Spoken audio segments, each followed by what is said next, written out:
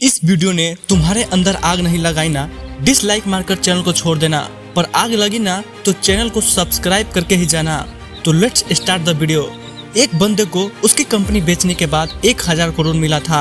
उसने वो सारा पैसा अलग अलग बिजनेस में लगा दिया, पर खुद रेंट में रहने लगा। कोई पागल ही कर सकता है ना ऐसा, क्योंकि कोई नॉर्मल इंसान होता तो गाड़ी बंगला खरीदने में ही सारा पैसा खर्च कर देता।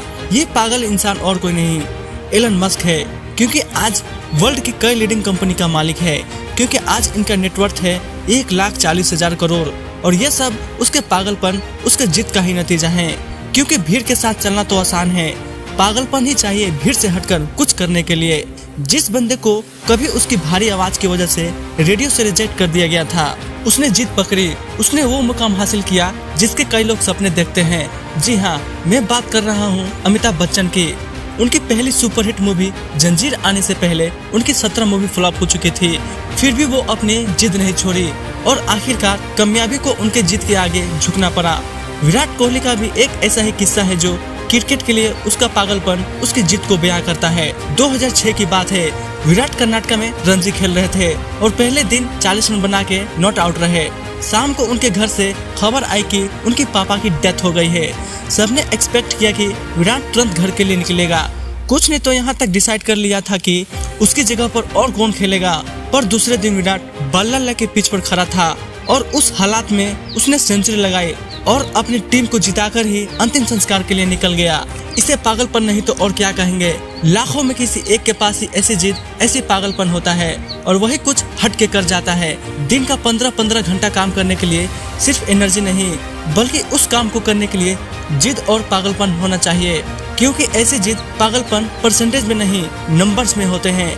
वैसे ही जिद और पागलपन से भरी कहानी है दशरथ मांझी की, जो कि अपनी पत्नी को टाइम पर हॉस्पिटल ना पहुंचा पाए, क्योंकि उनके गांव से हॉस्पिटल के बीच एक पहाड़ था और उसी वजह से उनकी पत्नी के देहांत हो गया। बंदे को गुस्सा आ गया और इसी गुस्से को जिद में बदल दिया और बंदे ने छेनी हथौड़े से 22 साल में 55 किलोमीटर का पहाड़ तोड़ दिया। ये पागलपन नहीं तो और क्या है। ऐसी जिद तब पैदा होती है जब दिल टूटता है। कुछ लोग तो इसमें बिखर जाते हैं, पर जो इस दर्द को, इस गुस्से को जिद में बदल देता है, उस बंदे को रोकना नामुमकिन है। वो पागलपन ही है जब लोग ट्रिप्स प्लान कर रहे होते हैं और कोई बंदा एम्पायर खड़ा करने की प्लान बना रहा होता है।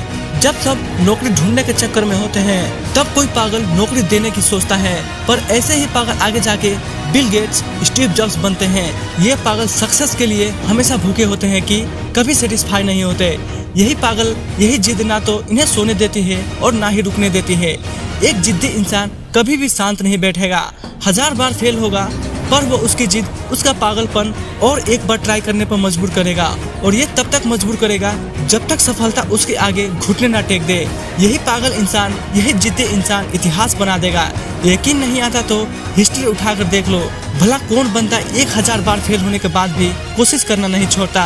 कोई पागल ही ना, और उसी कारण ये जिद्दी इंसान दुनिया को रोशन कर देता है। जी हाँ, मैं बात कर रहा हूँ थॉमस एल्वा एडिसन की। 65 साल की उम्र में बंदा ऑलरेडी 1000 बार रिजेक्ट कर दिया गया था, फिर भी उसने जिद नहीं छोड़ी और KFC जैसी होटल की चेन खड़ी कर दी। जिस बंदे को अंग्रेजों ने होटल में नहीं आने दिया, उस बंदे ने जिद पकड़ी और दुनिया का सबसे बड़ा होटल ताज बना दिया। दोस्तों, यह एक जिद ही है जो एक नॉर्मल इंसान को अब नॉर्मल बनाती है, और फिर ये अब नॉर्मल लोग ऐसा कुछ कर जाते हैं जिसके बारे में नॉर्मल लोग सोचने से भी डरते हैं।